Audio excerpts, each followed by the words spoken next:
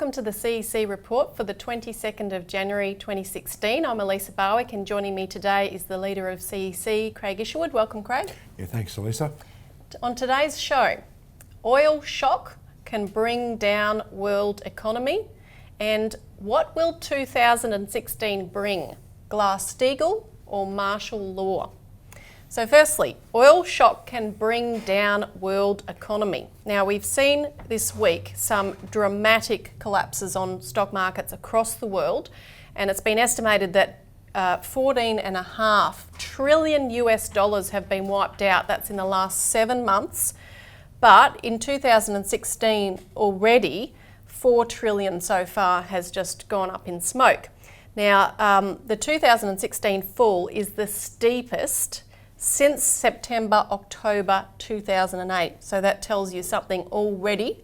As we've been saying, we are in store for the second phase of the GFC, which did not end. It was just stalled.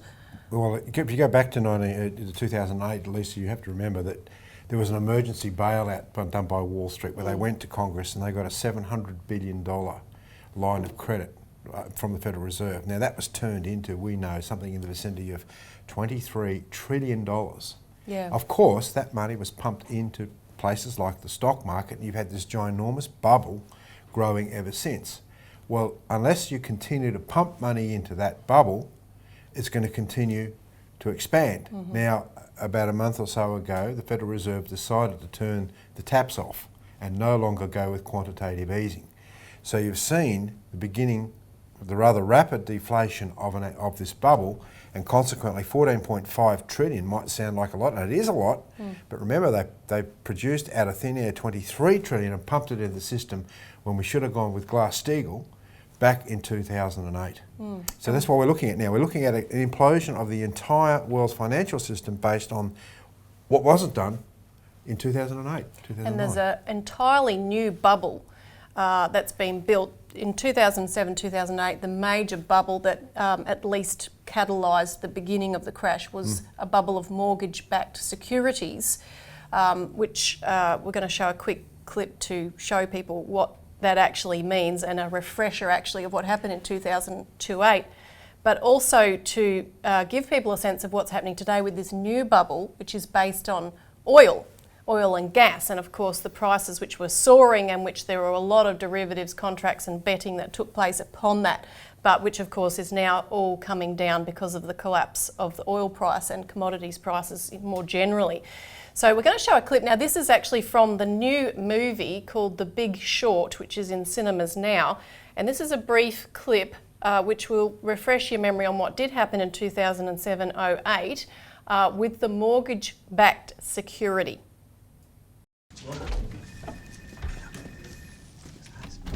Hi, how are you? Okay, Mr. Bennett, what do we have? Let's see what you got. You smell that? What is that? What? What's that smell? A cologne? No. Opportunity. No. Money. Oh, okay. I smell money. Okay. Chris. Damn it. Sorry. This is your basic mortgage bond. All right? The originals were simple. They were just thousands of AAA mortgages bundled together, guaranteed by the US government. The modern ones are different. They're private, and they're made up of layers of tranches.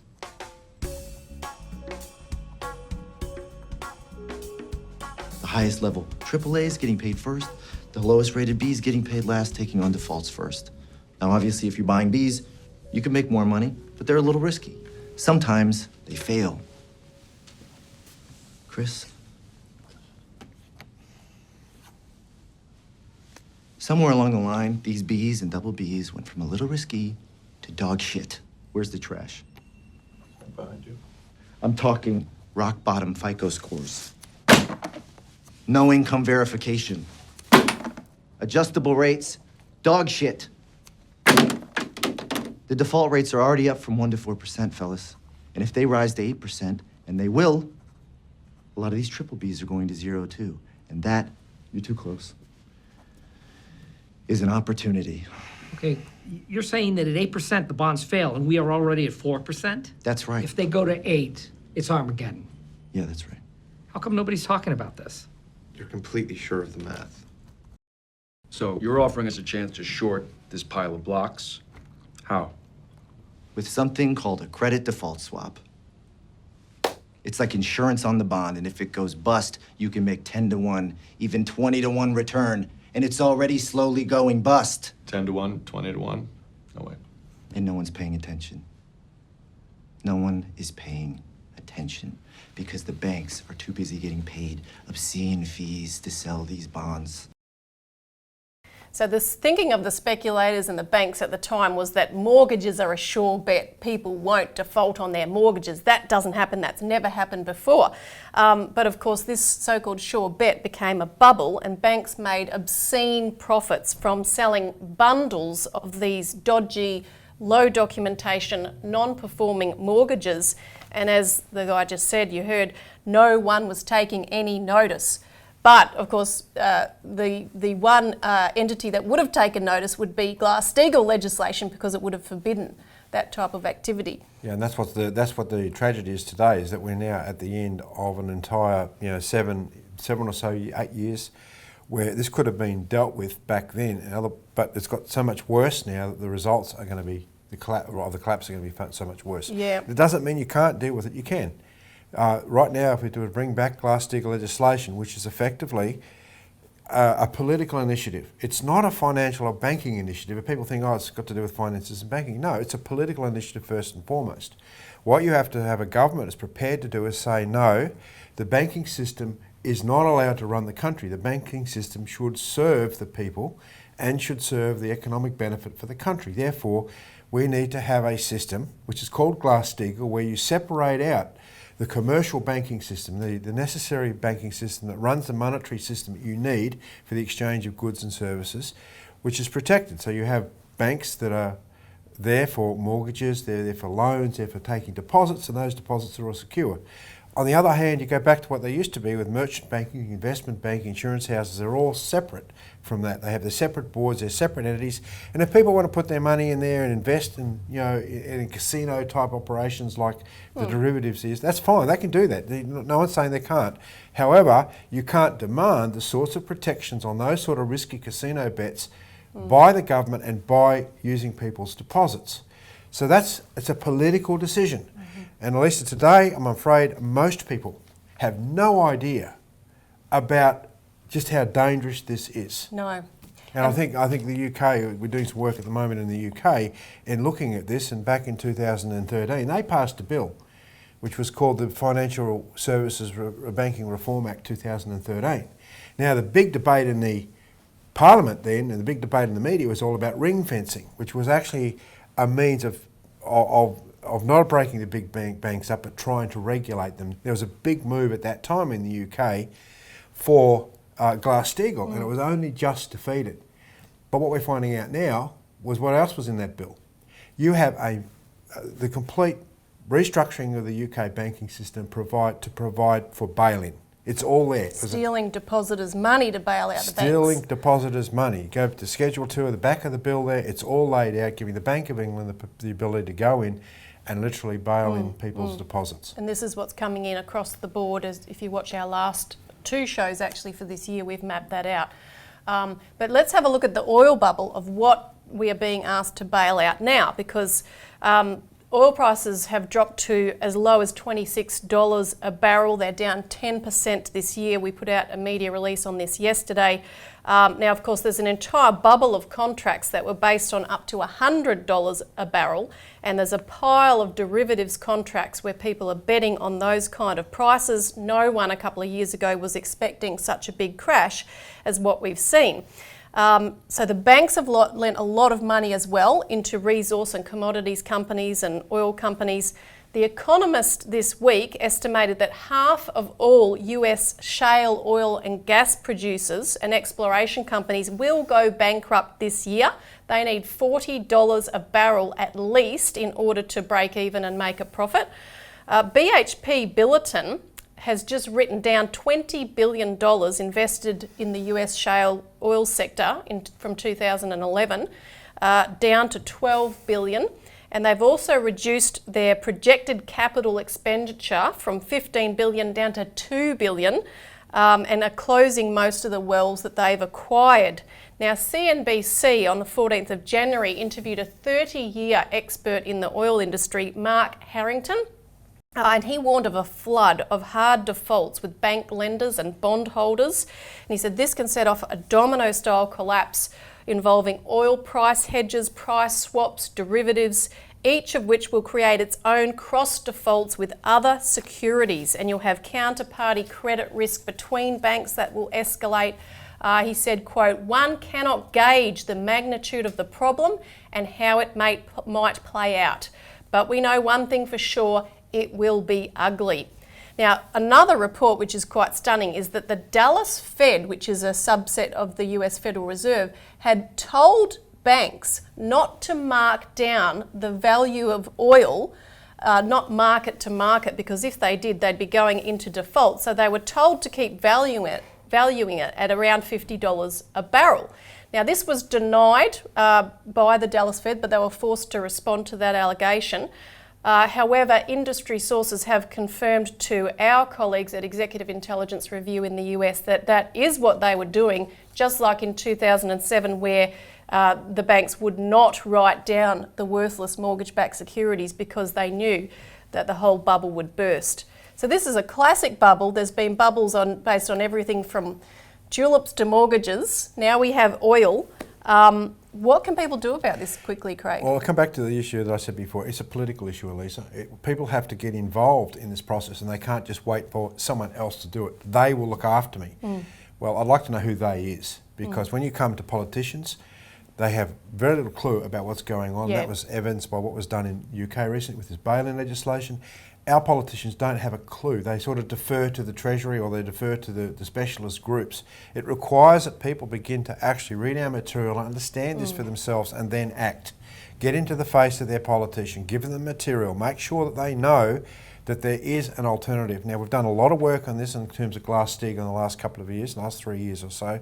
So Glass-Steagall has become somewhat well known amongst the leading professionals and politicians in this country, but it needs to become an operational policy. They need to feel the heat of this. They really do need to feel the heat. And look, if you can forget about trying to pull your money out of the bank or do this or do that, if you have a collapse of the system, it's not just your own personal savings that go, it's the entire economy. Yeah.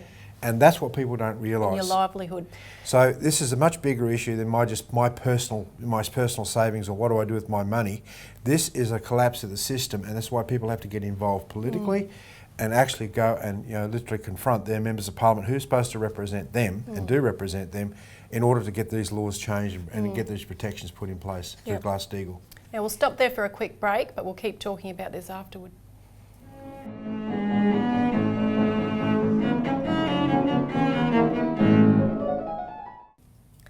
Welcome back to the CEC Report, where we're discussing oil shock can bring down world economy. So we've mapped out the oil bubble and the general financial crisis that's building at the moment for an explosion. And another thing to mention is that there's a massive capital flight and runs on the bank in southern Europe, because you had 4 banks in Italy before the end of the year that were bailed in, where depositors' monies and other investments were taken to keep up the banks, prop up the banks. The same thing happened in Novo Banco in Portugal. So a lot of this money is ultimately ending up in the European Central Bank, literally at negative interest rates, negative 0.3% interest rate. So people are paying the bank to look after their money because they're that worried about what's about to blow up.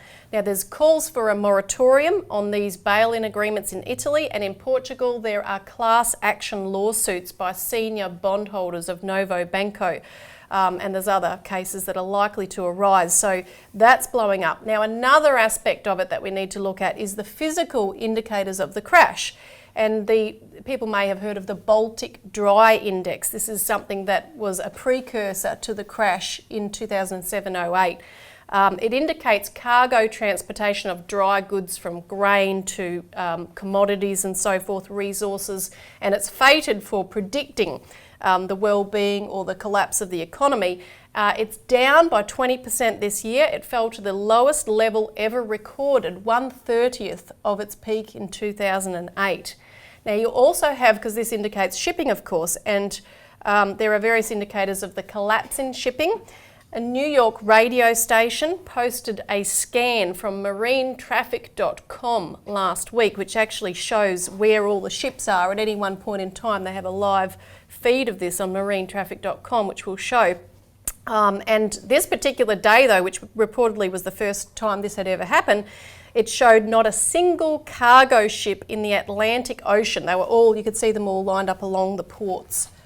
So this is showing a really dramatic economic breakdown. You have a phenomenon now known as zombie fleets, where ships are operating on such low profit that they can only afford to repay interest on the loans. The owners can't sell the vessels, prices are down 40%, but banks are not calling in the loans because then that would force them to recognise the losses. So there's a lot of fraud that's going on this mountain of debt and the bubbles that are occurring at the moment. And of course, it's all backed up by the fact that for 30, 40 years, we've had no real economic growth in the physical economy. It's literally just been this speculation. Yeah, and that's why when you look at the BRICS countries, Brazil, Russia, India, China, and South Africa, you see there's an enormous degree of growth there. You never hear that in the Western media here, but they're just, in terms of China's policy of the win-win policy of Xi Jinping and the Silk Road policies, there's an enormous thrust for development. There's no shortage of development necessary in the world. The problem is we have a global financial system, right, run by the British Empire, Wall Street and so forth, and their acolytes, that are literally strangulating the lifeblood out of the physical economy through this monetary system. It has to be completely dumped, and we go back to what we've been calling for our country and for every country in the world, Glass-Steagall. So you re-regulate the global financial system through countries adopting their own national laws to protect their banking systems, get rid of the speculation, go with national banking. Every country should have its own national bank, so it runs its own internal credit, and you have treaties and agreements between countries with national banks. So you have sovereignty put first and foremost, and then through those national banks and through other cooperative treaties and arrangements, you have massive infrastructure development projects, water projects, space projects, nuclear projects, all these sorts of projects which we've actually detailed in our Infrastructure New Citizen, as we call it, and you put people to work.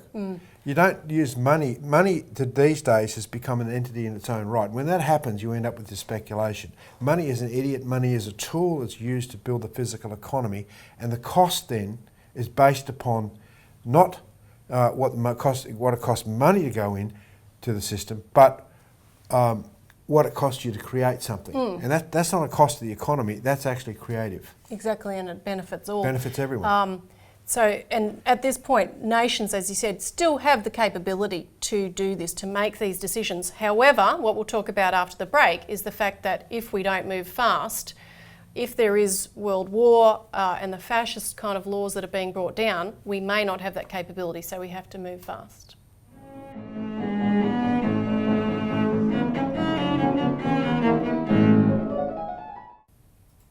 Welcome back to the CEC Report.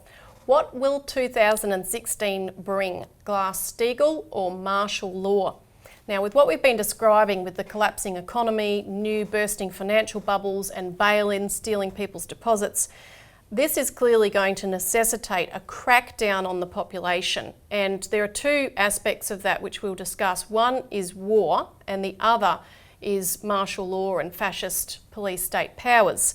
Now, firstly on the war drive, this is looking like a major build-up to war, particularly in the Middle East region, because if there is some dramatic play out of war in that region, this could increase oil prices up to $200 a barrel, which would create an immediate bailout for the banks financially to prop things up for a while. And for example, at the beginning of the year, as we've reported, where the Saudi Arabian government conducted a execution of 47 prisoners, and some of them were leading Iranians, like a Shiite cleric, for example. If Iran had have reacted to that, this would have caused a problem with oil delivery, because most Saudi oil moves through a major province in the east of Saudi Arabia, which is a Shiite-controlled area. So all the pipelines have to pass through there to get to the container port. So this has been put out there by various commentators as a scenario that could be played out.